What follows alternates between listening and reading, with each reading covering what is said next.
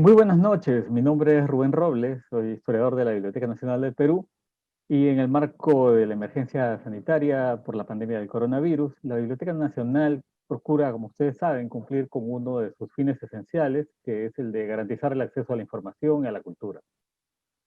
Consecuentemente, y estando en el mes de aniversario de nuestra ciudad capital, rinde homenaje a la ciudad de los Reyes, a Lima, desde el entorno virtual, con una serie de disertaciones sobre su origen e historia. En este ciclo se dialogará sobre colecciones patrimoniales, sobre archivos, sobre fuentes documentales y a través de una mirada analítica se expondrá su importancia y riqueza con la finalidad de estimular a la ciudadanía el conocimiento, el respeto y el aprecio hacia el patrimonio bibliográfico, documental y hemerográfico, ¿por qué no?, conservado, ¿no?, que parte de él está custodiado en la Biblioteca Nacional del Perú. En esta segunda sesión, denominada Hechiceras, Beatas y Expósitas, Mujeres y Poder Inquisitorial en Lima, es un gusto contar con la participación de la ponente doctora María Emma Manarelli, especialista en estudios de género e historia social, áreas en las que además ha aportado de manera muy significativa el conocimiento y mejor comprensión de la historia peruana. La doctora Manarelli estudió historia en la Pontificia Universidad Católica del Perú, realizó estudios de posgrado en la Universidad de Columbia de Nueva York, es profesora de la Universidad Nacional Mayor de San Marcos, ha obtenido la beca Fulbright de la John Simon Guggenheim Foundation y de la Edward LaRocque Tinker, ¿no?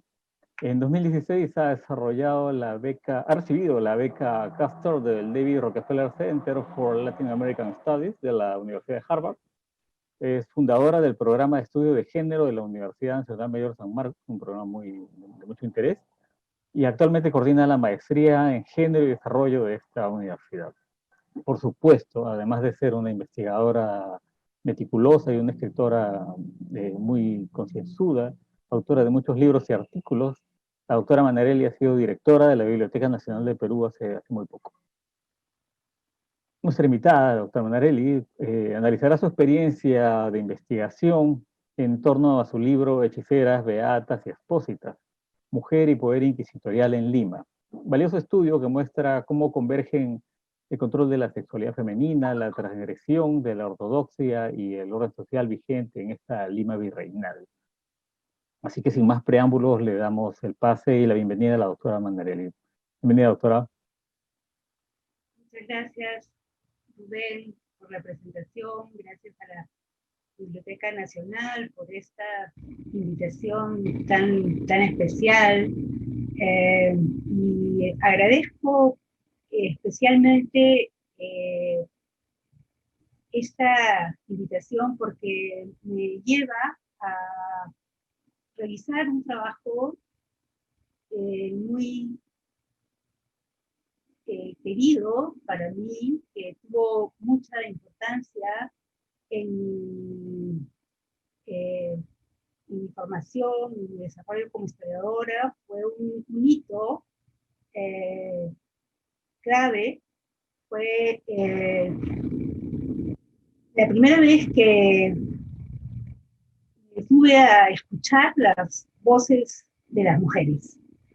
Eso fue esto, bueno, corresponde a Lima, al siglo XVII, y estas voces emergían a través de los documentos inquisitoriales.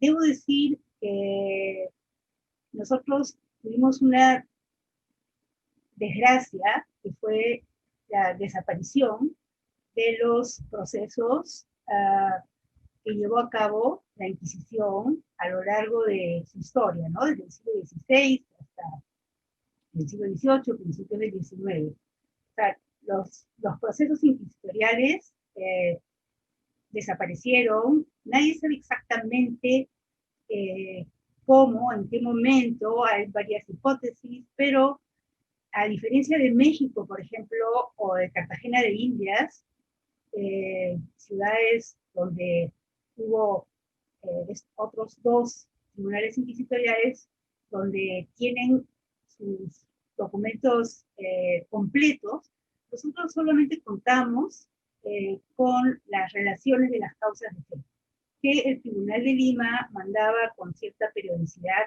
a Madrid. Entonces, esto significa que nuestras posibilidades de entender la historia de la Inquisición, la cultura popular, las mentalidades de la época, etcétera, son sumamente restringidas, pero por otro lado, bueno, en comparación con México y con Cartagena de Indias, pero por otro lado, esta restricción, ¿no? Al confrontarnos con una fuente reducida sustantivamente, nos obliga a desarrollar nuestras capacidades de interpretación, de reconstrucción, ¿no? Y a exprimir prácticamente cada palabra, cada línea, cada pequeño texto que encontramos en las relaciones de las causas de fe que menciono, ¿no?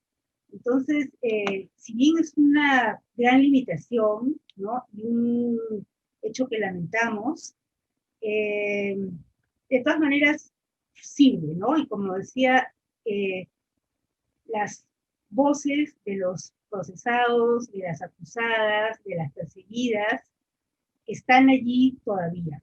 Y esto se encuentra en el Archivo Histórico Nacional de Madrid. Bueno, en mi caso, y acá aprovecho también para hacer un pequeño homenaje a Alfonso Quiroz, a nuestro colega, que tempranamente nos dejó, porque él se encargó de pedir a Madrid unos microfilms que tenían esta documentación, porque él estaba buscando los procesos a los judaizantes, ¿no? Es decir, a la población judía conversa existente en el Virreinato del Perú, especialmente en Lima, porque le interesaba estudiar las redes de comercio regionales e internacionales, donde los judíos conversos, los cristianos nuevos que vivían en Lima, estaban estrechamente vinculados, formaban parte sustantiva de estas redes de comercio, ¿no? Y fueron procesados por la Inquisición, hombres y mujeres, eso sí, de una manera mucho más cruel, ¿no? Y fueron, pues, sometidos a autos de fe y a la hoguera, hombres y mujeres. No fue el caso de las hechiceras o de las beatas, ¿no? Que si bien fueron sometidas a autos de fe, en el Perú, en el virreinato, digamos, del Perú, en la ciudad de Lima, no hubo una casa de brujas, una represión masiva como pudo haber en Europa o en los Estados Unidos, en distintos momentos de la historia, en distintos contextos, ¿no? Pero eso no quiere decir que las mujeres, las hechiceras, los hechiceros, que si bien eran minoría, existieron, no fueran sometidos a estos macabros procesos del Tribunal Inquisitorial, ¿no? Entonces, en esta oportunidad voy a presentar a grandes rasgos, ¿no? La experiencia de las mujeres acusadas por hechicería, ¿no? Digo acusadas porque probablemente no todas eran hechiceras, pero digamos, dadas sus prácticas, fueron consideradas como tales. Por otro lado, las mujeres alumbradas, iluminadas, mayormente beatas, ¿no? Digamos, mujeres que apostaban por una experiencia piadosa propia, original, personal, sin que intermedie, digamos, el clero en su acercamiento a Dios, a lo divino. Y por último, a las mujeres, a las niñas expósitas de Santa Cruz de Atocha, que no fueron procesadas por la Inquisición, pero Santa Cruz de Atocha fue un colegio fundado por Mateo Pastor, pero que cuya administración estaba en manos del Tribunal del Santo Oficio Inquisitorial, ¿no? Que administraba este colegio. Entonces, son como tres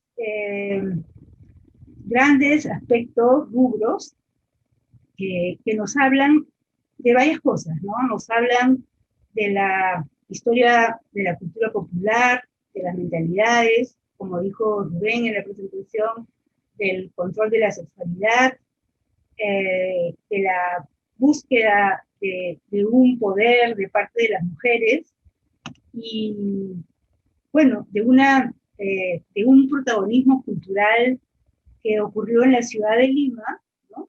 En la enorme mayoría de los casos, y que nos permite conocer la historia de las mujeres por un lado, y también la historia de la sociedad colonial y la historia de una ciudad, ¿no? Entonces, no solo entendemos mejor a las mujeres, a las relaciones entre hombres y mujeres, a los mecanismos de dominación y de subordinación, sino también entendemos mejor la forma en que la sociedad colonial estaba organizada, funcionaba, sus tensiones, sus conflictos, y bueno, las formas en que las mujeres protagonizaron también un intercambio intenso de experiencias desde la subordinación y también desde el conflicto y el enfrentamiento con la cultura dominante, como vamos a ver, ¿no? Entonces, pese a las restricciones de las fuentes que mencioné inicialmente,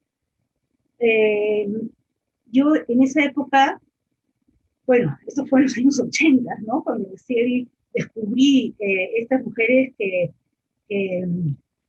como nosotros sabemos, siempre las mujeres tienen dificultades para dejar su huella en la medida en que han estado más distanciadas de la cultura escrita, de la escolaridad, de las posibilidades de registrar sus vidas, sus sentimientos, sus emociones por una serie de razones, ¿no? Como bien nos dice Michelle Perrot, esta historiadora francesa que ha escrito mucho sobre la historia de las mujeres, sobre el espacio privado, ¿no? Al lado de Georges Duby o de Philippe Ariès, las mujeres destruyen sus huellas por distintas razones, porque no consideran su experiencia importante o porque era demasiado importante y muy peligrosa, ¿no? Entonces también ocultaron lo que sabían, ¿no? Por distintas razones. O también porque fueron destruidas o ocultadas por las autoridades o por sus parientes varones, ¿no? Entonces, encontrar fuentes que nos hablen de la experiencia de las mujeres y las voces de las mujeres a propósito de su propia vida, ¿no? No es, fácil, no es común, pero tenemos suficiente, ¿no? Porque si miramos, si leemos entre líneas, si afinamos nuestra mirada, podemos encontrar las voces de las mujeres y las formas en que experimentaron sus vidas, ¿no? Pese a que, por supuesto, ¿no? Los documentos inquisitoriales son escritos por hombres, ¿no? Digamos, el registro que hicieron de las declaraciones de las mujeres, de las historias de las mujeres, pasa por el tamiz de su pluma, ¿no? Entonces, de hecho, tenemos que recurrir a muchos métodos sofisticados y también, bueno, nuestro olfato y aprender a leer, como les decía, entre líneas, a interpretar las reiteraciones, a interpretar los vacíos, ¿no? Porque además estas mujeres estaban, o sea, un juicio, digamos, ante el Tribunal de la Inquisición, pues no era cualquier juicio, no era un juicio abierto, era un juicio donde las personas que llegaban no sabían ni quiénes las habían denunciado, ni por qué estaban ahí, ni qué querían saber estos hombres, ¿no? Los calificadores y los jueces del tribunal. Entonces era una situación bastante aterradora, se puede decir, ¿no? Entonces también las declaraciones hay que, eh, hay que tomarlas con mucho cuidado y con mucho afecto también, ¿no? Y con mucho interés para poder potenciarlas, para poder interpretarlas de la manera correcta. Entonces, en el caso de las mujeres, tenemos a un grupo, las mujeres procesadas por hechicería, ¿no? Tenemos un grupo muy heterogéneo. Nos damos cuenta de que las mujeres que practicaban la hechicería o algunas prácticas que fueron consideradas como tales, formaron parte de distintos grupos sociales, ¿no? En términos étnicos, habían españolas, bueno, españolas, mestizas, cuarteronas de mulatas, mulatas, etcétera, ¿no? O sea, de las variadas castas. Indígenas no, porque como ustedes saben, las mujeres indígenas, igual que los hombres indígenas, no estaban dentro de la jurisdicción de la Inquisición, sino tenían un tribunal especial que era el Tribunal de Expiación de Idolatrías, ¿no? Digamos porque los indígenas pues no eran considerados capaces de herejías, sino eran básicamente juzgados como idólatras, ¿no? Como, digamos, adoradores de ídolos. Entonces no tenían el estatus de herejes, ¿no? Como si toda la población, digamos, española, de castas, mestiza, urbana, etcétera, ¿no?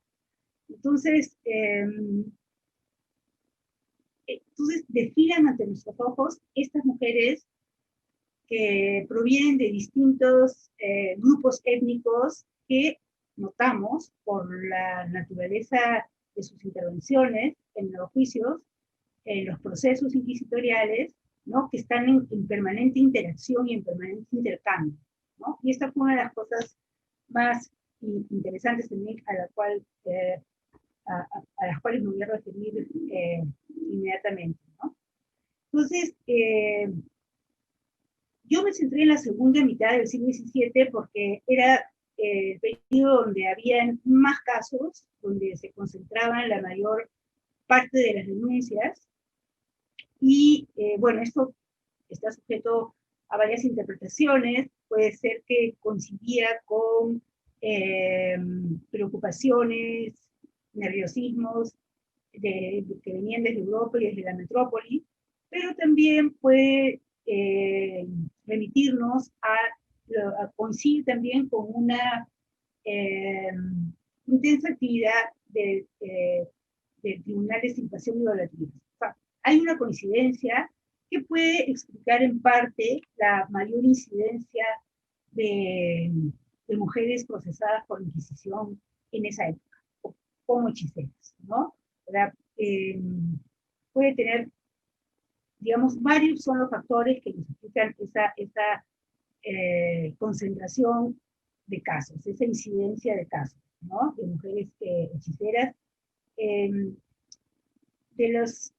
Del total de juicios de esa época, que son como 110 aproximadamente, un poco más, como 130 más o menos, ¿no? Un número importante, como 60 y tantas mujeres fueron procesadas, 60 y tantos, hubo 60 y tantos casos de hechiceros, hombres y mujeres. 11 fueron hombres y 40 y tantas mujeres, ¿no? Entonces, de hecho, es una actividad básicamente femenina, pero los hombres también incursionaban en la hechicería. O sea, no comparé en ese momento los patrones, las prácticas, como para contrastar la hechicería masculina con la femenina, porque me interesaba básicamente la actividad de las mujeres. Ahora que estoy revisando, ¿no? Lo que escribí en esa época, producto de esas investigaciones, en realidad se me han abierto muchísimas otras preguntas y posibilidades de seguir investigando, y me apetece mucho regresar a la historia colonial del siglo XVII, ¿no? Porque tengo allí varios pendientes, y por eso también les agradecí al inicio, porque regresar al tema pues me ha llevado a otras preguntas y a otras posibilidades de ir ampliando la investigación y quizá pues sacar una publicación más amplia, más compleja, más completa, con más ideas, con más datos, ¿no? Ojalá. Pero bueno, entonces estas mujeres, como les digo, venían de distintos grupos étnicos, pero básicamente de los sectores populares de Lima. La mayoría de las procesadas fueron limeñas, la gran mayoría, casi todas. Era muy costosa. El Tribunal de Lima cubría todo el territorio del virreinato, que era enorme, y era sumamente costoso ¿no? Traer a las mujeres que además eran pobres, no tenían cómo pagar, digamos, ni siquiera su alimentación cuando estaban porque ellas tenían que correr con ese gasto, ¿no? Ahí, afortunadamente hay un proceso de una mujer que traen de Cuenca, ¿no?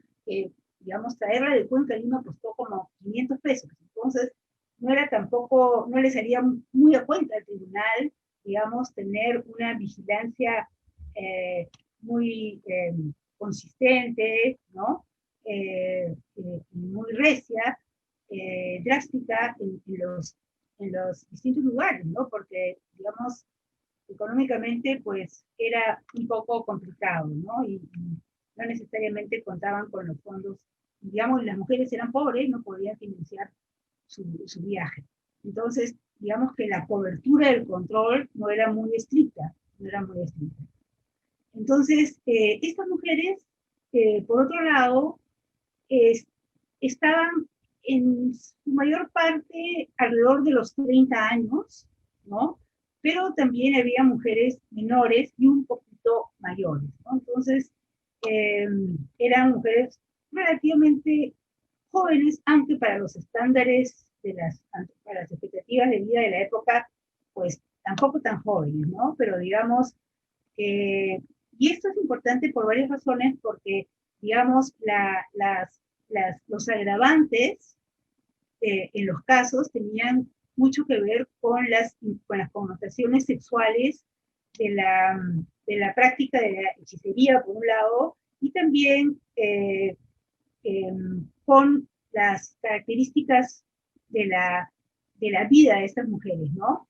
Encontré que la mayor parte de las mujeres, casi todas, estaban fuera del control patriarcal, ¿no? Vivían solas o con hijas o hijos nacidos fuera del matrimonio. Eh, Era muy común, además, en la época colonial. No tenían maridos, ni padres, ni parientes varones que las controlaran, pero tampoco que las honraran, ¿no? Entonces estaban en una eh, interesante y ambivalente situación con respecto a la honra, ¿no? Por un lado, digamos, no la pretendían, pues no podían, ¿no? Pero por otro lado, digamos, esa marginalidad con respecto al sistema del honor, ¿no? Les daba una libertad para ejercer sus prácticas, ¿no? Que al mismo tiempo eran prácticas pues, que las investían de poder y de cierta reputación y de cierto estatus dentro del sistema de la deshonra, digamos, del mundo colonial, ¿no? Pero también, por supuesto, esto las definía desde las autoridades como mujeres eh, eh, que no estaban ni recogidas, ni recatadas, ni encerradas, ¿no? Es decir, no cumplían con los estándares del honor, de la reputación, del respeto que las élites coloniales pretendían para las mujeres de la época, ¿no? Entonces eran definitivamente parte de la subversión, ¿no? De la subversión del orden colonial y del orden femenino, ¿no? Entonces eran en sí, no sé si una amenaza, pero sí podían convertirse en eso, por lo que vamos a ver también, ¿no?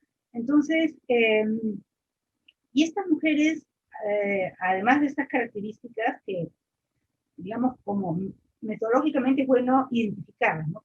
¿Quiénes eran? ¿Cómo se ubicaban en la sociedad colonial en términos de sus características étnicas, de su estatus económico y de su posición frente al sistema del honor, ¿no? Eh, por otro lado, cuando me fijé en las prácticas hechiceriles, digamos, apareció un abanico de, de elementos culturales, ¿no? Estas mujeres procesaban y reconstruían y recreaban dentro de, digamos, dentro de las coordenadas de una sociedad en tensión, en conflicto, y de una sociedad, digamos, para nada exenta de la violencia, ¿no? Entonces, estas mujeres, bueno, lo que a mí más me fascinó, aparte de en esa época, en los años 80, ¿no? Descubrir el protagonismo cultural de las mujeres, ver cómo en sus rituales aparecían un conjunto de elementos que tenían que ver con distintas vertientes culturales, ¿no? Aparecían conjuros, oraciones, invocaciones, donde se combinaban, y eso en el caso de mujeres españolas o de mujeres mulatas, o sea, más allá de la pertenencia, digamos, étnica, se combinaban elementos de la cultura indígena, de la cultura mediterránea y de la cultura africana, ¿no? Entonces, era como descubrir un circuito, ¿no? Por donde transitaban en manos de las mujeres y en boca de las mujeres elementos culturales disímiles, pero que a través de las prácticas hechiceriles, pues se resultaban en una combinación muy original, muy particular, que pretendía responder, por supuesto, a las expectativas, a las demandas, a los pedidos, a las ansiedades de las mujeres de la época, ¿no? Entonces encontramos invocaciones al Inca, a la Polla, al Diablo Cojuelo, a Santa Marta, a la Virgen, ¿no? En muchos casos muy combinadas, muy mezcladas. Hay otros casos donde la hechicería tiene una orientación donde la alianza supuestamente con el demonio es como más clara, ¿no? Hay un solo caso, el de Antonia de Abarca, ¿no? Porque lo que los inquisidores querían encontrar era la presencia diabólica, demoníaca, ¿no? O sea, de hecho las mujeres eran consideradas desde la perspectiva de los grupos dominantes, digamos, desde los patriarcas dominantes, las mujeres en general eran consideradas frágiles, sin voluntad, incapaces de gobernarse a sí mismas, ¿no? Y por lo tanto debían ser siempre tuteladas por un sacerdote, por un padre, por un hermano, por un marido, etc., por, digamos, los parientes masculinos del grupo, ¿no? Las mujeres eran frágiles y por lo tanto el demonio entraba más fácilmente a sus vidas.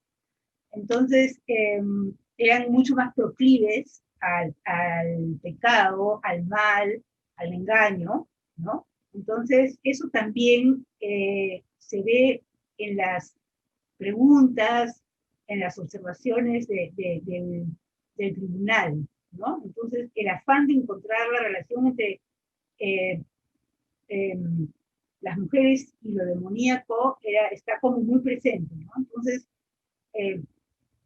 o sea, algunas de las mujeres fueron pasadas por la cámara de tortura, bueno, y es probable también que, o sea, no sé si no recuerdo tanto esa parte de las hechiceras, tendría que volver a revisar los expedientes, pero vamos a ver que en el caso de las beatas, en el caso de Ángela de Carranza en particular, sí fue como varias veces sometida al tormento. Bueno, entonces, pero las mujeres, les leo una oración. Por ejemplo, María de Córdoba, una cuarterona de mulata limeña de 27 años, sospechosa de pacto explícito con el demonio, declaró usar la siguiente invocación para conseguir sus propósitos. Coca mía, madre mía, hoy te masco para mi bien, no te masco así, si al corazón de R, para que quiera a N, tantos kilos tiene su camisa, tantos diablos lo insistan a que me quiera. Conjúrate, coca mía, con Satanás, con Barrabás, con el diablo de la pescadería, con el de los mercaderes, coca mía, madre mía, has de hacer esto por la fe que te tengo, por quien te sembró, por quien te benefició, por todos aquellos que te idolatran, por el Inga, por la Coya, por el sol y la luna que te alumbraron, por la tierra en que estuviste sembrada, por el agua con que fuiste regada, con esto te conjuro, y con Barrabás y Satanás y el diablo cojuelo. Entonces, y así varios conjuros sumamente interesantes, ¿no? Donde aparecen, pues, en una conjunción muy original y muy creativa, ¿no? Donde intervienen estos elementos, digamos, que eran, pues, los enemigos de la cristiandad, ¿no? Entonces, muchas de estas mujeres eran aliadas, ¿no? De, de, de, de, de estos personajes, de estos, sí, de estos personajes, para conseguir, pues, satisfacer las expectativas, los deseos, las demandas de sus clientes. Eran hombres y mujeres, pero sobre todo mujeres de distintas clases sociales, y en el caso de los hombres, curiosamente encontré que la mayoría eran hombres españoles, españoles, o sea, no de España, sino, digamos, considerados españoles. En esta época no se decía blancos, ¿no? En el siglo XVII, españoles, no eran necesariamente peninsulares, pero eran considerados parte de la élite. Entonces, eso me fascinó, ¿no? Cómo coincidían en los conjuros todas estas figuras, ¿no? Mezcladas, definidas, convocadas para configurar sobre todo patrones de la brujería también mediterránea, sobre todo filtros eróticos, filtros de amor, ¿no? Y bueno, entonces, igual, en otro caso, por ejemplo, Petrona de Saavedra, mulata limeña de 40 años, que además de invocar al demonio, el espíritu de la coca y al del Inca, incluía oraciones propias de la religión cristiana, ¿no?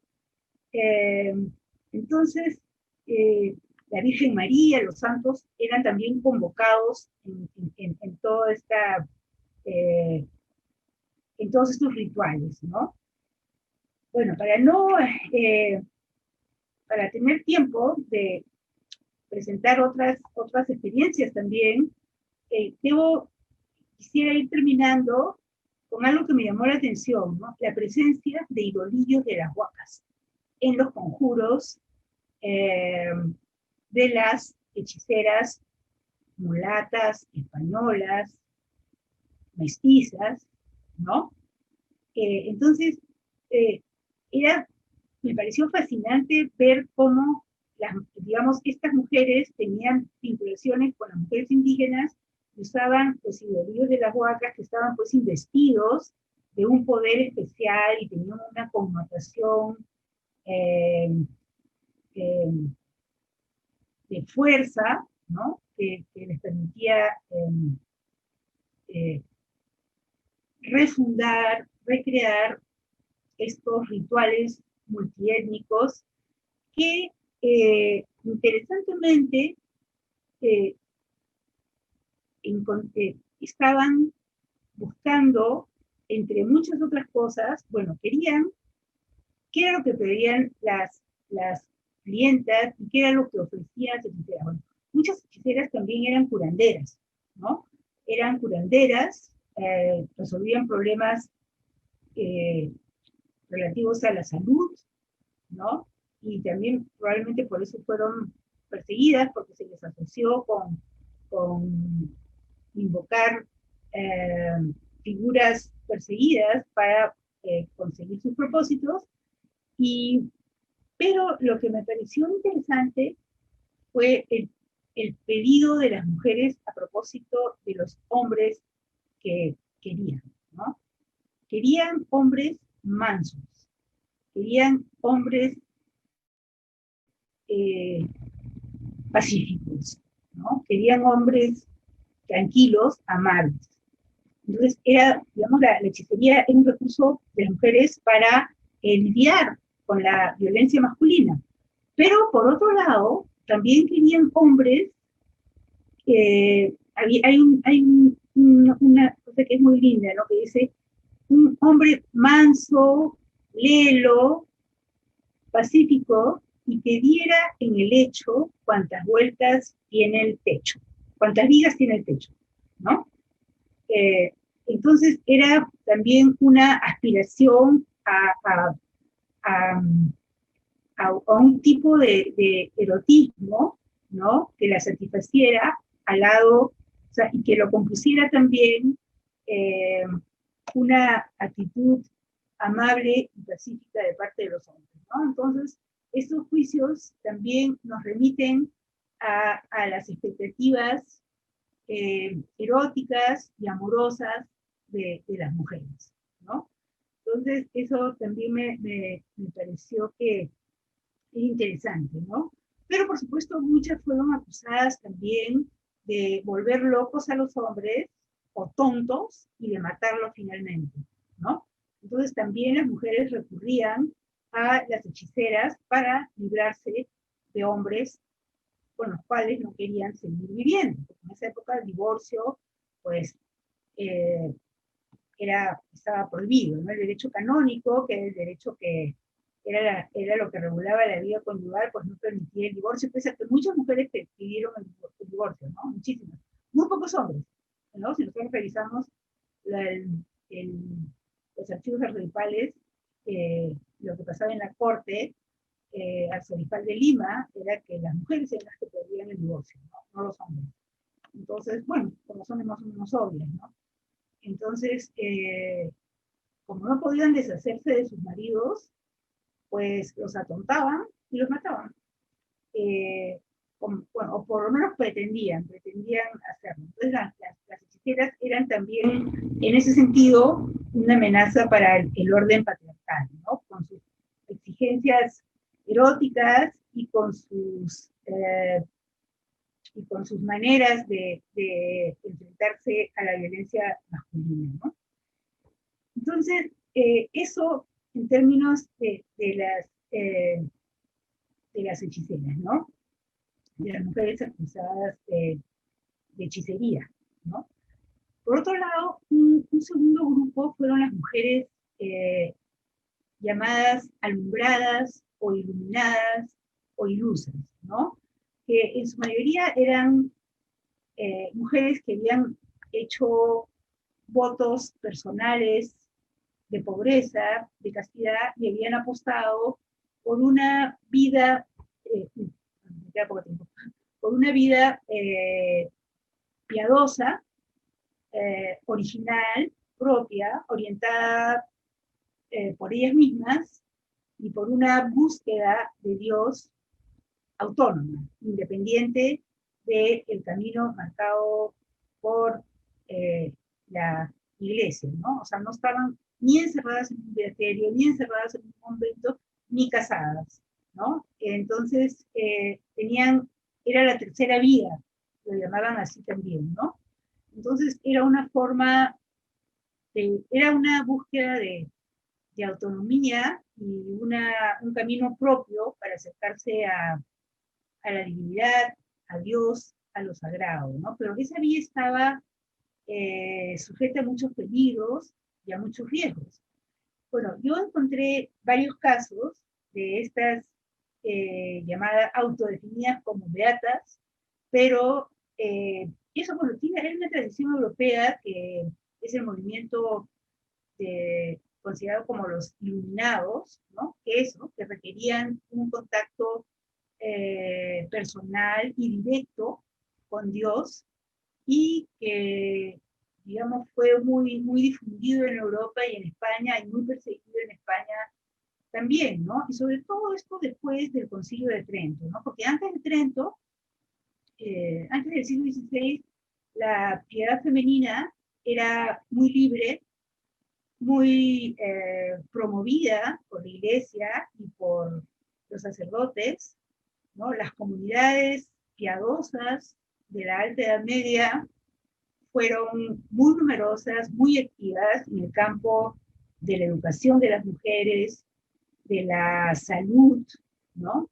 Catalina de Siena, por ejemplo, ¿no? Y también las órdenes o las comunidades piadosas contemplativas, ¿no? Eran como esos tres grandes rubros, pero a partir de Trento, estas mujeres van a ser sometidas a la diócesis. O sea, todos los grupos femeninos, ¿no? Todas las mujeres que se organizaban en comunidades piadosas, que instituían sus normas, sus hábitos, sus objetos de devoción, sus rituales, sus propias constituciones, debieron someterse a la diócesis, ¿no? La Iglesia consideró, a partir de Trento, o sea, del siglo XVI, que las mujeres solas eran un peligro y eran una invocación al demonio y una invitación a lo diabólico. Entonces tenían que estar controladas por los hombres, ¿no? Por los hombres de la Iglesia. Entonces las apuestas individuales, autónomas, fueron miradas con mucho recelo y fueron en otros casos perseguidas, ¿no? Eh, eh, por la Inquisición. O sea, toda señal de autonomía, de independencia, de ser distinta, de ser diferente, de tener una búsqueda propia, fue considerada una transgresión que la Iglesia no podía tolerar, ¿no? O sea, digamos, coincide también con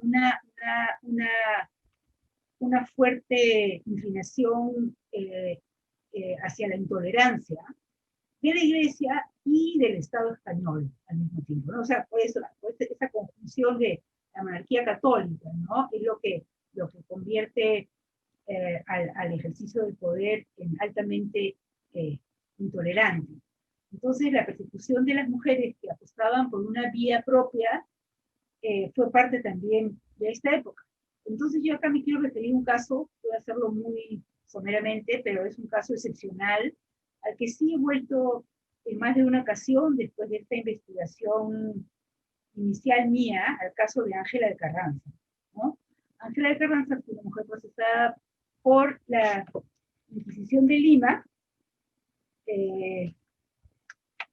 y su proceso duró desde 1608-9 hasta 1609-4, ¿no? Aproximadamente durante 6 años, Ángela de Carranza estuvo presa en las cárceles inquisitoriales y sometida a diferentes audiencias.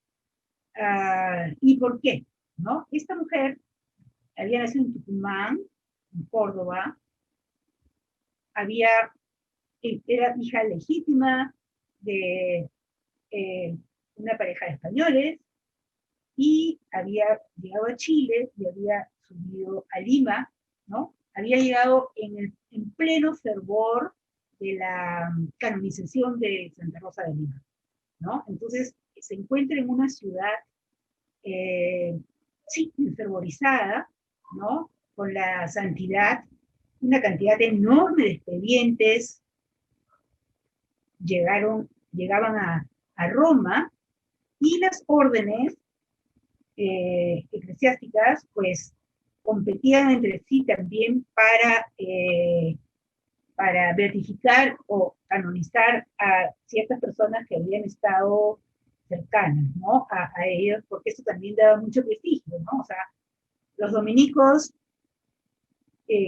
con la canonización de Santa Rosa, pues se habían convertido en una orden sumamente poderosa, con muchos privilegios, con muchas preeminencias, ¿no? Y con un trato muy especial en la corte virreinal y en la corte española, lo mismo que dentro de la iglesia, ¿no? Entonces ahí también había competencia entre las órdenes religiosas para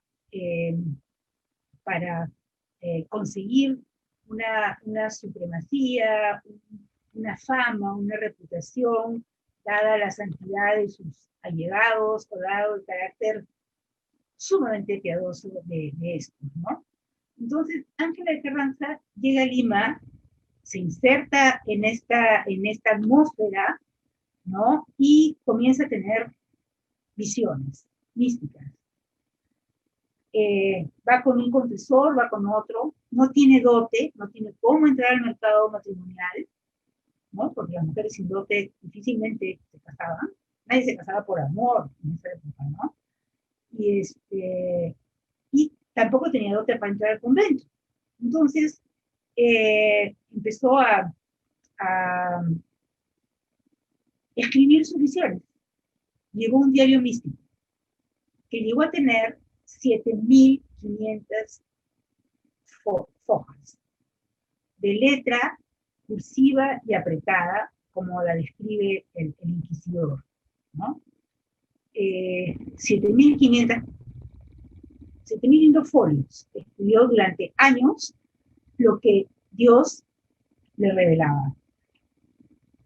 El motivo central era que a través de Ángela de Carranza, alias Ángela de Dios, la cristiandad se iba a enterar acerca del misterio de la Inmaculada Concepción. ¿Cómo era la Inmaculada Concepción? Y ese es un tema central, no que Ángela de Carranza se le ocurrió, sino que, digamos, había muchas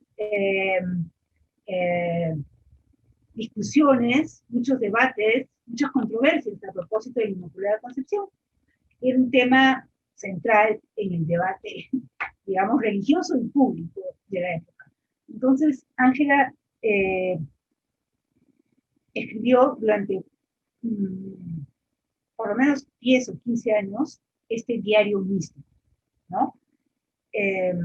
Y el asunto es que, bueno, acompañada de varios sucesivos confesores, ¿no? Con un conjunto de dudas, de temores, a propósito de quién le hablaba, ¿no? Pero fue acumulando mucho prestigio, mucho poder, mucho reconocimiento en la corte, con los virreyes, con el arzobispo, y también entre los sectores populares, ¿no?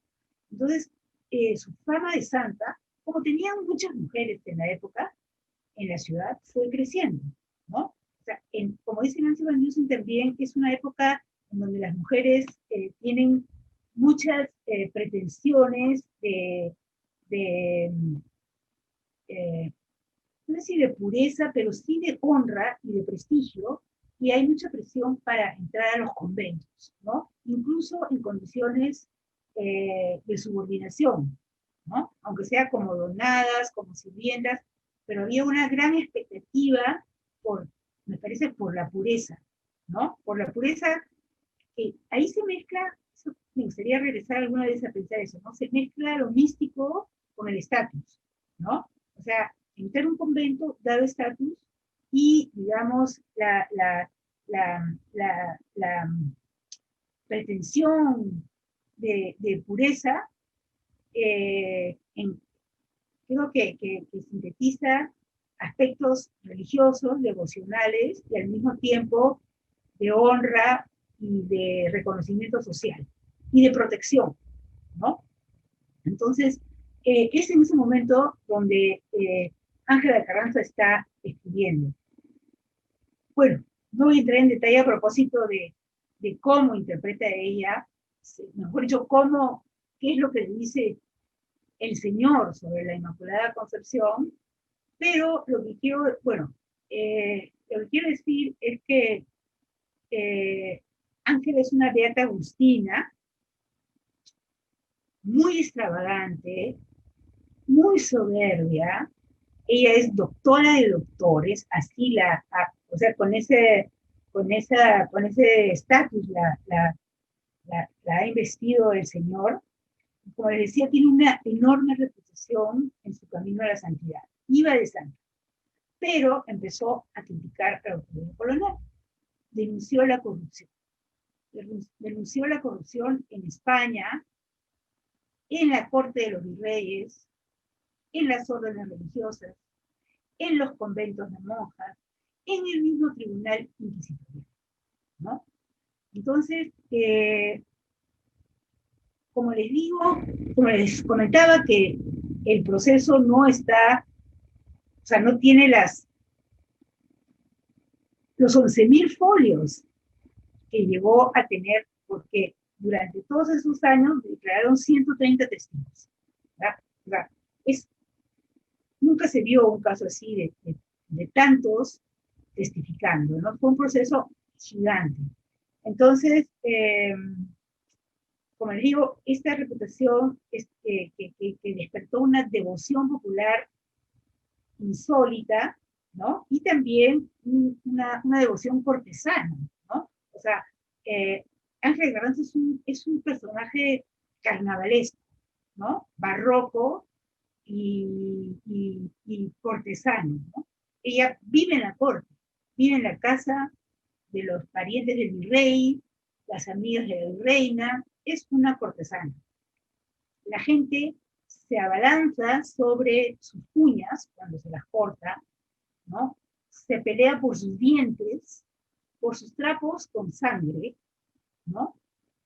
Cuando se purgaba, se sangraba, ¿no? Entonces producía estos desechos corporales que se convertían en reliquias, ¿no? Y que la gente los adoraba, los veneraba, ¿no? La gente tenía imágenes de Ángela de Carranza que se las colgaba en sus casas, etc., ¿no? Entonces, digamos, su reputación, pues, era enorme. A mí me parece que ella cae en desgracia cuando empieza a criticar de corrupción a las autoridades coloniales, ¿no? Entonces, de pronto, el mundo, como en el carnaval, se invierte, ¿no? Ahora, casi santa, ¿no? La mujer a través de la cual se comunicaba el Señor con la cristiandad, se convierte en una embaucadora, en una soberbia, en una falsa, ¿no? Que en realidad no ayunaba, que en realidad tenía amantes, que dormía con su pequeño criado negro, bueno, y una serie de acusaciones que de pronto empiezan a aparecer. Entonces es fascinante cómo esta mujer que durante años disfrutó de la devoción, ¿no? Y además ya había un gremio minero que que le prometió financiar la publicación de todos sus escritos, ¿no? Entonces, ojo, no era la única mujer que escribía. Ahí también hay que hacer toda una historia y una investigación, porque si bien, bueno, obviamente, porque si bien no han sobrevivido la mayor parte de los escritos de las mujeres, hay muchas señales de que las mujeres, pues, escribieron, ¿no? Hay acá, para terminar.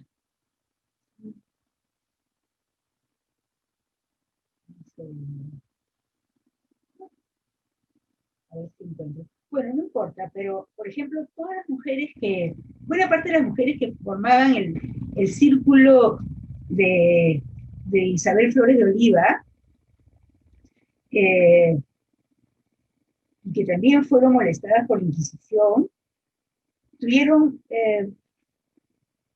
cuadernos, ¿no? Por ejemplo, recordemos que la Inquisición requisó a Inés de Velasco 54 cuadernos, que los manuscritos de Inés de Ubitarte fueron adjuntados por los calificadores, y que Luisa de Melgarejo, muy cercana a Santa Rosa, llegó a producir una considerable cantidad de páginas que los investigadores analizaron probablemente con fruición.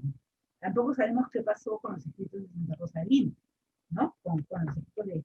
Bueno, hay algunas referencias a aquellos, pero digamos, lo que quiero decir es que no era la única mujer que escribía Ángela de Carranza, pero sí la única que escribió 7.500 páginas con letra apretada y cursiva, ¿no? Pequeña, apretada y cursiva, como la describieron los inquisidores. Bueno, entonces cae en desgracia y va ante el tribunal, ¿no? Entonces, el tribunal ordena quemar los escritos, no hay evidencias de que los quemen,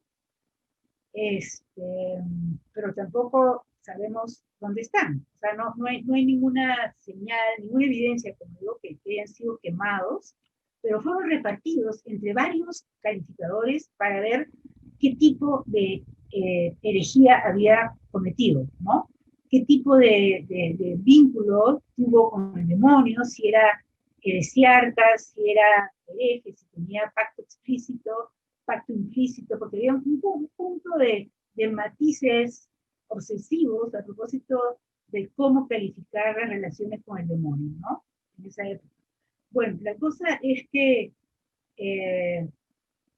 hay todo un desenlace muy particular, ¿no? En el caso de Ángela de Carranza, la encierran en un beaterio, no puede salir al auto de fe porque hay una multitud que entre que la quiere apedrear o la quiere salvar, habría que analizar cómo, con más detalle, ¿no? Ese es también todo un tema fascinante, ¿no? Bueno, no se atreven las autoridades de sacar al público a Ángela de Carranza, ¿no? Y bueno, la encierran a un beaterio. Lo interesante es que dice que ella se resiste a confesarse y a aceptar la comunión, ¿no? Entonces,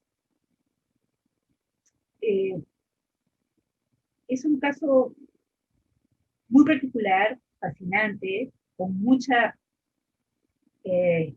carga simbólica y, y bueno, quería comentarles del caso de ella, ¿no? Y ya para terminar, el caso de las niñas expósitas de Santa Cruz de Atocha, que no fueron procesadas por el Tribunal de Inquisición, sino que, digamos, como dije al inicio, la Inquisición se encargó de su administración, ¿no? Y, digamos, ejercían en última instancia una autoridad sobre estas mujeres que habían sido de niñas, de recién nacidas, abandonadas en las puertas de las iglesias, en casas de alguna familia, en el torno del hospital de niños huérfanos, ¿no? Pero es una historia fascinante y ahí sí encontré documentos interesantes en la Biblioteca Nacional, ¿no? La constitución del colegio de las niñas expósitas de Santa Cruz de Atocha está en la Biblioteca Nacional. Estaba bien maltratado. Bueno, yo lo consulté cuando todavía era la biblioteca, en la sala de investigaciones de la Avenida Bancay, ¿no? Cuando todavía no existía la biblioteca que tenemos ahora, ¿no? Sino lo que es ahora la gran biblioteca pública de Lima. Entonces,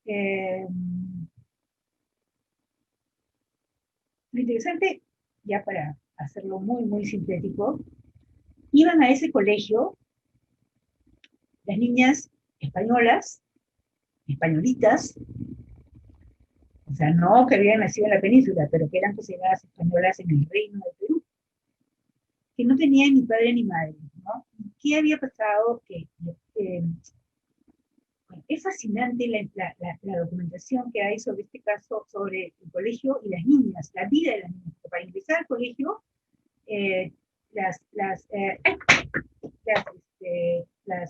acá hay un dato, quiere subir acá. Para ingresar al colegio, las niñas tenían que presentar una especie de currículum vitae, ¿no? Donde se presentaran pruebas de que no tenían padres conocidos, de que eran españolitas, de que habían estado al cuidado de determinadas personas, de que habían sido hispanizadas, de que habían sido bautizadas, que vestían como españolas, ¿no? ¿Y qué ocurría? Porque al entrar a este colegio, las niñas accedían a una dote, a una beca, se llamaba beca también, ¿no? A una beca ya fuera para entrar al convento o casarse. Bueno, entonces es fascinante la historia de esta institución, de este colegio, y no solamente porque tiene que ver con la historia de las mujeres, ¿no? Sino porque tiene que ver con, o sea, nos remite a la importancia que tenía el control, el cuidado, y la protección, y la protección de estas niñas huérfanas. O sea, cómo el control de las mujeres, digamos, cómo en el cuidado de la vida de las mujeres, ya fuera en términos de asegurar, garantizar su ingreso al convento o su ingreso al matrimonio, sobre ellas descansaba el orden colonial. O sea, las élites eran tales en la medida en que sus mujeres fueran honradas, recogidas y vivieran en el encierro, ¿no? Entonces, las mujeres eran, digamos, la condición de mujeres honestas de las élites, definía la calidad de los grupos dominantes, ¿no? Y una forma de mantener su perfil, sus contornos, de mantener su integridad, era cuidar a las mujeres y tenerlas bajo control. Pero las mujeres de la élite y sus familias, pues también estaban expuestas a la pobreza, a la deshonra y sobre todo a la ilegitimidad, al nacimiento fuera del matrimonio. De alguna forma los expósitos y las expósitas son niños y niñas que han sido abandonados por sus padres para mantener la honra de las mujeres, ¿no? Que no, o sea, que estas niñas habían nacido fuera del matrimonio, entonces, y eso nunca se decía explícitamente, pero no eran huérfanas, ni era que no tenían padres, sino que sus madres, en la mayor parte de las veces, pues se habían embarazado fuera del matrimonio y las niñas habían nacido en condiciones de ilegitimidad. Entonces, y estas eran niñas españolas, ¿no? Entonces, imagínense a una élite con un conjunto de mujeres, un conjunto numeroso de mujeres ilegítimas, pobres, que no entran al mercado matrimonial y que no entran a las digamos, alianzas intraélite con una dote suficiente como para que a través del matrimonio pues se estabilice ese grupo social y que pueda mantener su prestigio, su honra, su pureza, su preeminencia, ¿no? Entonces, el control sobre las mujeres en este colegio, o sea, el colegio de niñas de Depósitos sirve para eso. O sea, es un recurso, una estrategia de la élite colonial para preservar a sus mujeres, ¿no?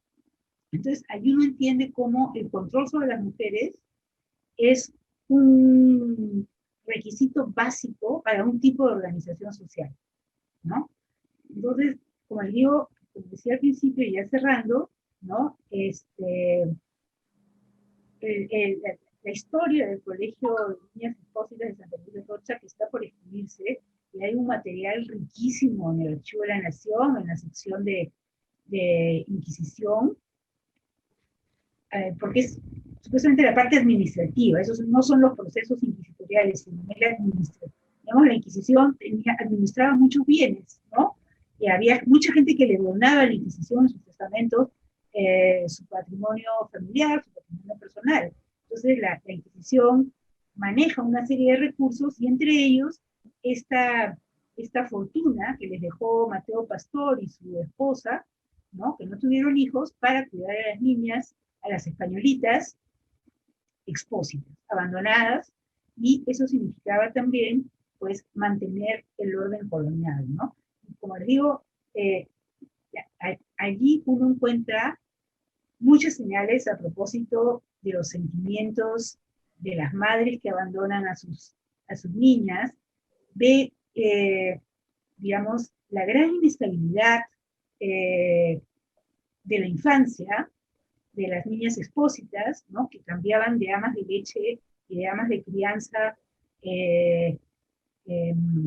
con bastante frecuencia, Y también las expectativas de estatus de estas niñas y el control que tenía la Inquisición sobre el matrimonio de las mujeres, ¿no? O sea, digamos, había muchos aspirantes para, eh, para a casarse con niñas expósitas de Santa Julia Tocha, porque tenían una dote, entonces hacían como cola y solicitaban su esposa, ¿no? Entonces, esas opciones estaban bajo el escrutinio de la Inquisición, ¿no? Y era un sistema muy rígido, ¿no? En términos de horarios, de vestimentas, de, de disciplina, de rituales, de formación religiosa, y, y bueno, era la forma en que la élite se protegía a sí misma y se fortalecía a través del control de, de sus mujeres, ¿no? Y de la sexualidad de sus mujeres, ¿no? Muchas niñas querían casarse con algunos y te tenían que fugar, porque se fugan, porque la Inquisición no lo permite, ¿no? Entonces, en verdad es una historia, o sea, lo que hay allí son infinitas claves para entender la historia de las mujeres y para entender la historia del Perú colonial. Bueno, hasta acá llego. Gracias. Muchas gracias, doctora Manarelli, por compartir con nosotros estas palabras que además están siempre eh, enfocadas desde un dominio completo del tema, ¿no? Y eso es muy bueno. Vamos a hacer como un pequeño repaso. Hemos hablado, bueno, usted ha empezado contándonos un poco sobre el problema de las fuentes para estudiar que he encontrado para ver este tema. Después nos ha explicado un poco el universo de estas curanderas, hechiceras, ¿no? Y todos los problemas que ellas enfrentaban, cómo uno puede ir haciendo ciertas lecturas de aquello para ir rescatando el, este, rescatando su voz, ¿no? Su agencia. Además, tenemos el tema de las místicas, ¿no? La mística por excelencia, Ángela de Carranza, ¿no? Entonces, y el último punto ha sido ya las niñas expósitas, ¿no? De Santa Cruz de Atocha. Entonces, yo que tenía, bueno, antes que tengo unas pequeñas preguntitas por aquí, antes de eso quería hacer una pregunta del público. Eh, Gladys Lizana nos pregunta, teniendo en cuenta la situación de las mujeres en la época de la Inquisición y que tenemos heroínas y mujeres valientes en diferentes periodos de la historia, en diferentes épocas, ¿considera usted que la valoración de las competencias de las mujeres ha cambiado o ha evolucionado a través de la historia, a través del tiempo? ¿Y qué factores considera preponderantes para ello, en todo caso? Ah, bueno, gracias Gladys por tu pregunta, ¿no? Es una pregunta que nos hacemos con frecuencia y que nos hacen con frecuencia y que la gente se hace a sí misma también, ¿no? ¿Cuánto ha cambiado de verdad, ¿no? Bueno, definitivamente han cambiado las cosas y para mejor, ¿no?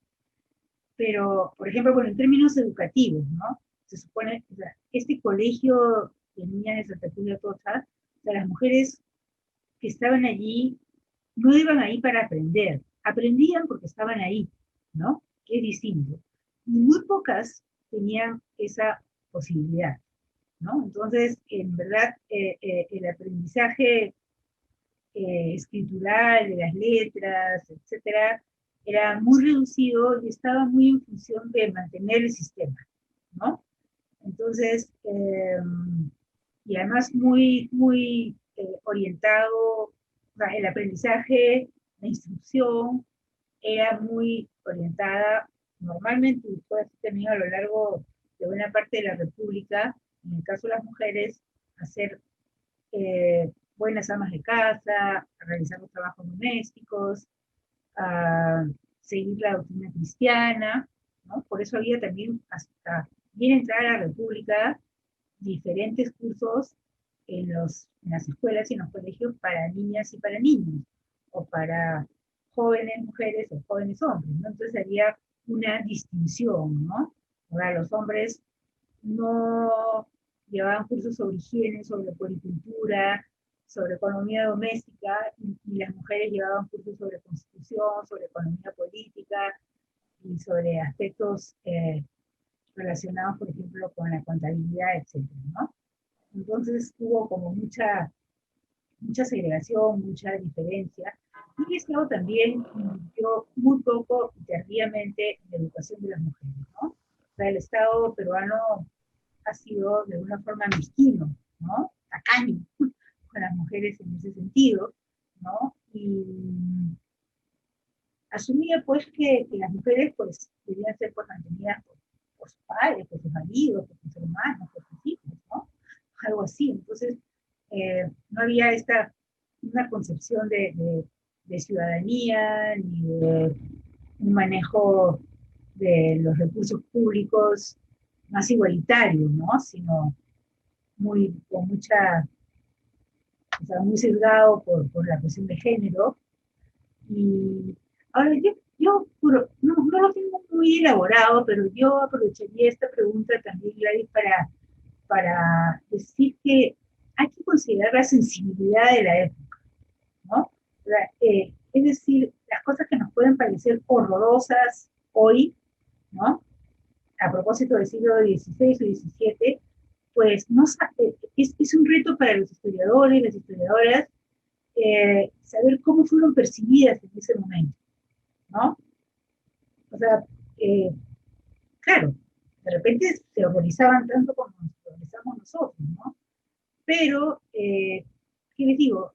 Un hecho en particular puede tener un significado distinto en el siglo, o sea, el hecho puede ser idéntico en el siglo XVII, XVIII, XIX, XX, pero el significado de ese hecho, que es lo que nos importa a los historiadores entender, lo que significa para la gente, ¿no? Es diferente, ¿no?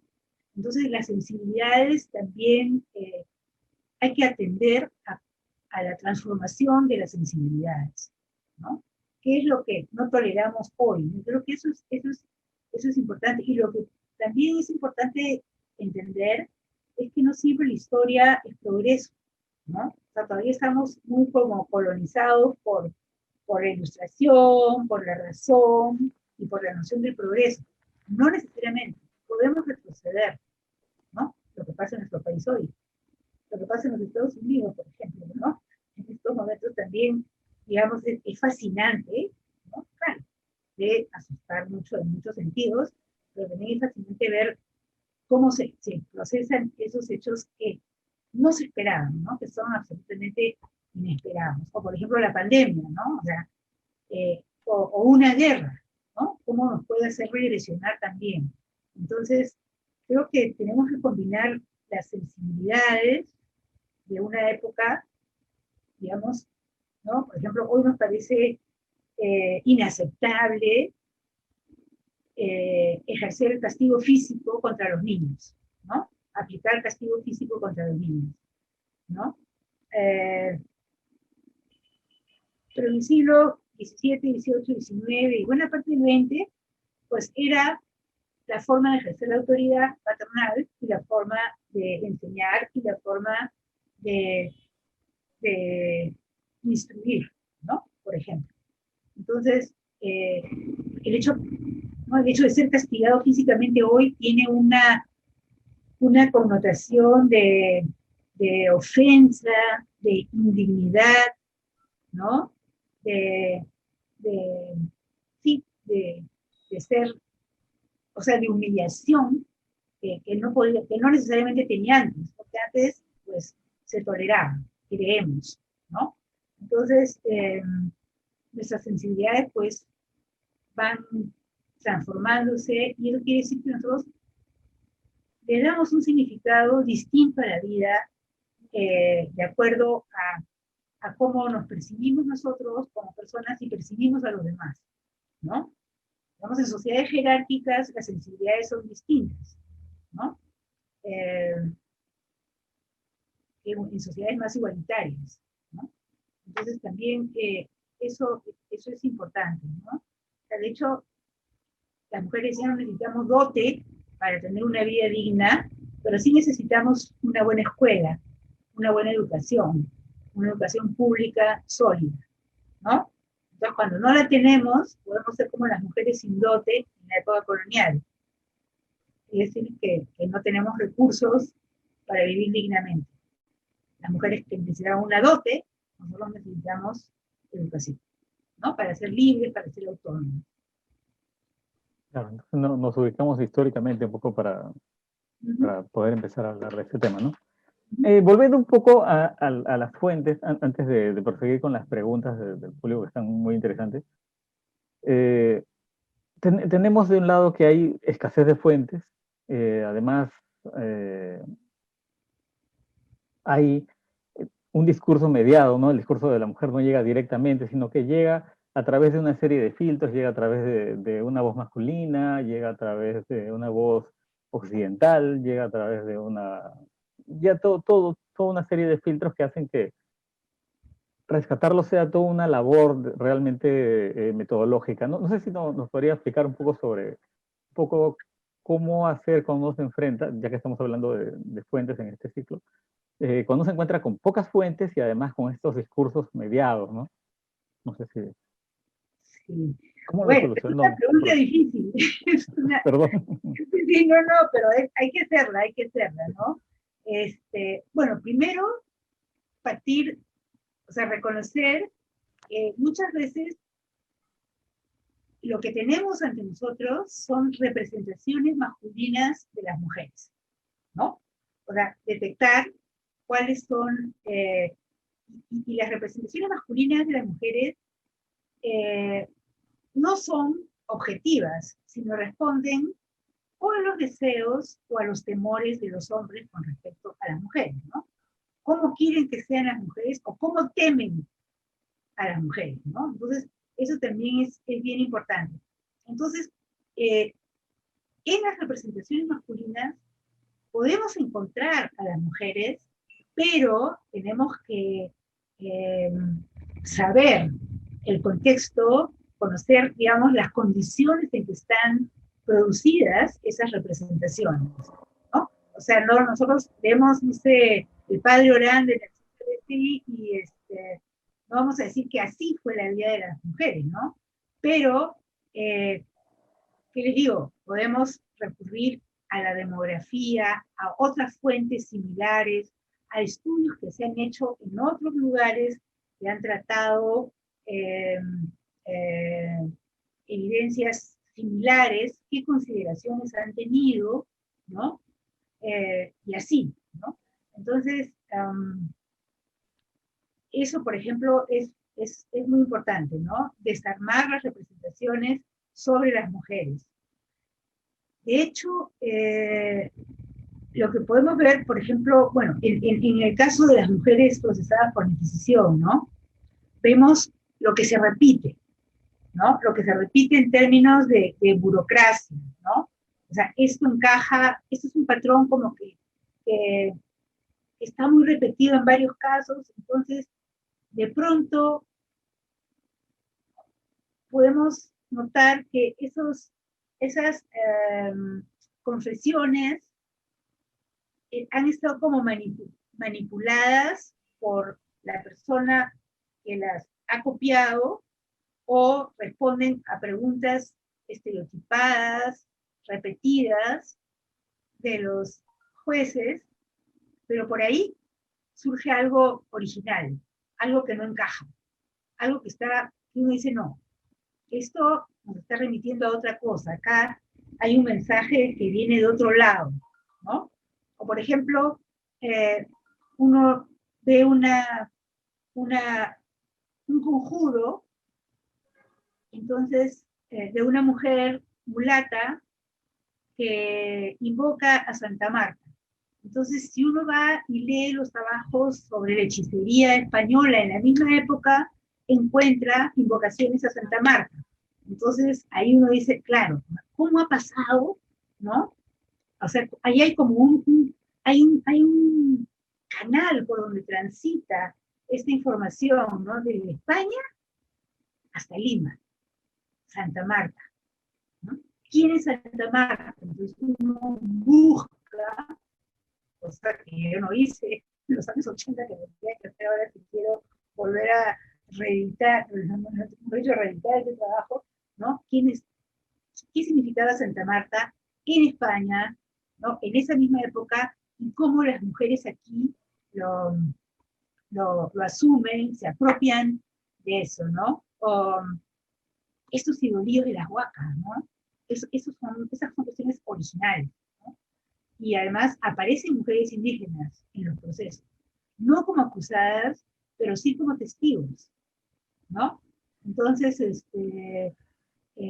la presencia de las mujeres indígenas nos empujaría, por ejemplo, a ver los procesos de extirpación de idolatría, a ver cómo aparecen allí los elementos, cómo aparece el Inca, la Coya, la Coca. O sea, casi todas chachan coca e invocan a la coca como una deidad, como un espíritu especial, ¿no? Con un poder específico.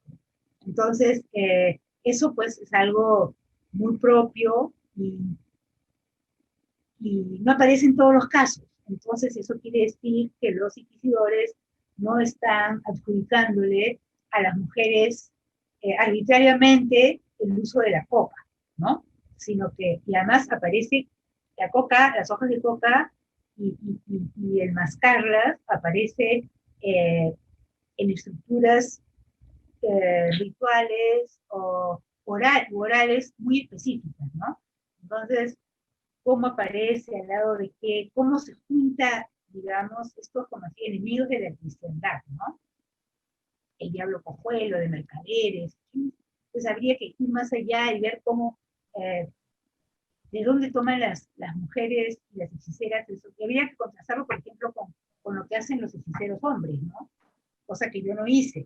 Entonces, a ver ahí si hay contrastes y si hay una manera femenina de ejercer la hechicería, o si hay puentes entre la hechicería masculina y la femenina, si hay algo en común o hay algo que las distingue, ¿no? Claro, y probablemente sea necesario también ver qué está pasando en México, en España, ¿no? Y por qué no en el mundo anglosajón. También. Sí, sí, sí. Profesor, bueno, doctora, No, profesor, bueno, usted ha sido mi profesora, así que no, profesor. doctora. Nos quedan solamente 6 minutos. Ahí hay preguntas muy interesantes. Hay una pregunta que daría como para un libro, creo, que es más o menos qué relación hay entre este mundo femenino y las tapadas, ¿no? Pero eso ya creo que lo da para hablar mucho.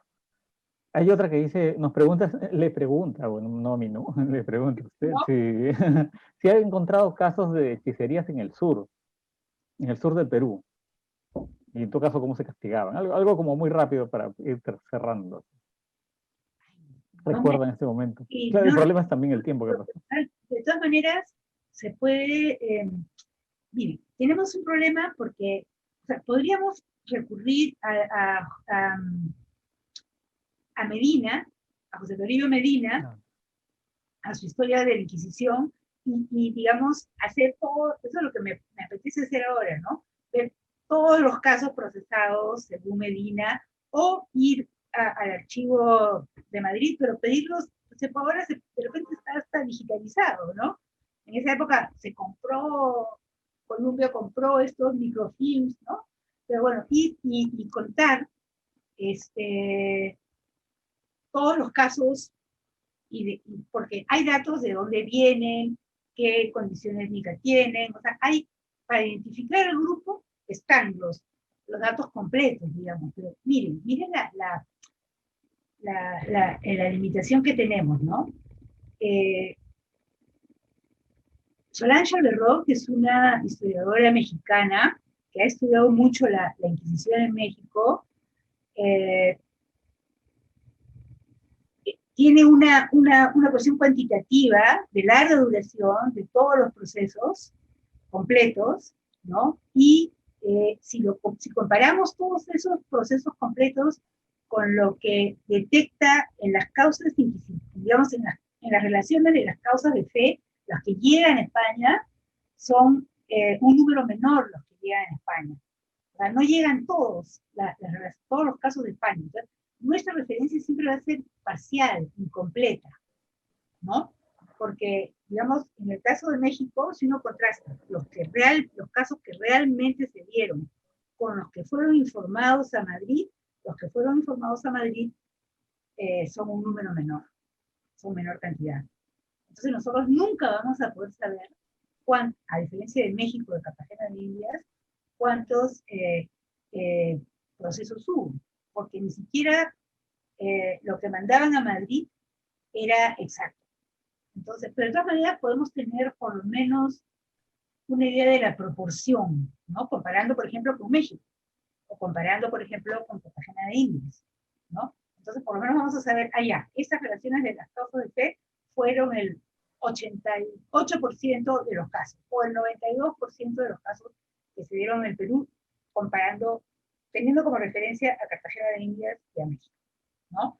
Entonces, no sé, tengo ahí la relación de los casos, como son 40 y tantos, 49 casos que analicé, no tengo muy clara, o sea, no recuerdo claramente si había casos de sí, pero deben haber habido de Cusco, no sé, mentiría, pero ahí no he votado mis papeles, los he traído todos conmigo, están todos mis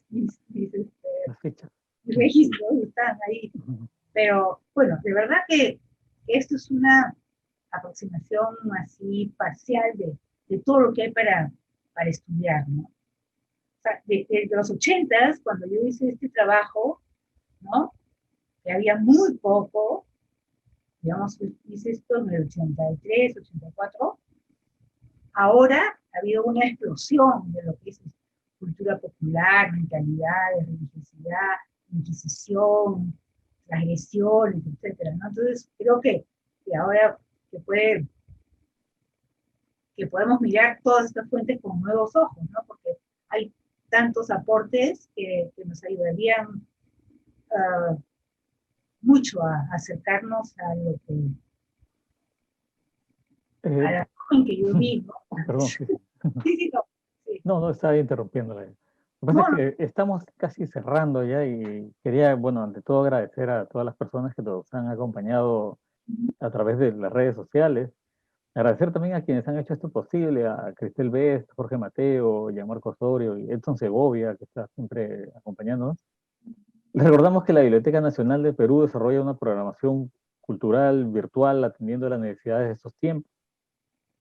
Recuerden que este ciclo continúa mañana, 13 de enero, a las 7 de la noche, con la conferencia titulada Diversiones Públicas en Lima, 1890-1920, a cargo de la historiadora Fanny Muñoz. Asimismo, les recordamos continuar con las medidas sanitarias de prevención. Y antes de terminar, no sé si muy breve usted quisiera dar unas palabras, doctora.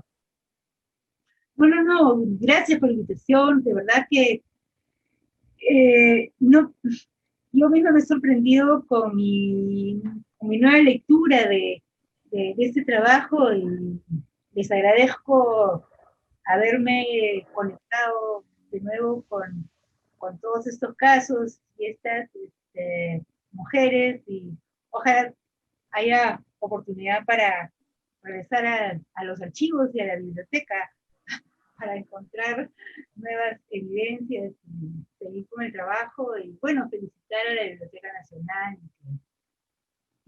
Como todo trabajo, es una invitación a seguir investigando el tema, así que eso es bueno. Antes de despedirnos, les recordamos que todas las sesiones están siendo grabadas y se colgarán próximamente en las redes sociales de la biblioteca, en Facebook y en YouTube y en nuestro podcast. Gracias por acompañarnos y con nosotros ha sido todo. Muchas gracias y buenas noches.